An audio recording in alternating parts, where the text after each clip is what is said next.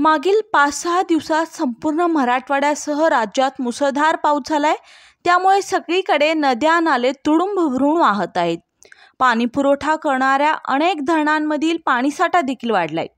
जायकवाडी धरणाचे सायंकाळचे अपडेट आलेले आहेत। ते अपडेट आपण या व्हिडिओच्या माध्यमातून पाहूयात। त्याआधी मंडळी, आम्ही आपल्यापर्यंत जायकवाडी धरणाचे ताजे अपडेट आणतो।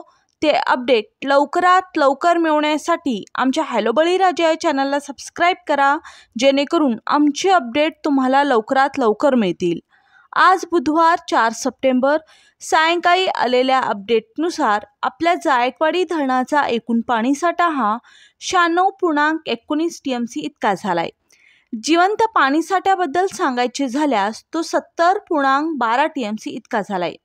ताज्या अपडेटनुसार धरणात 21,019 क्युसेकने आवक येत आहे। जायकवाडी धरण सध्या 91.47% भरलं आहे।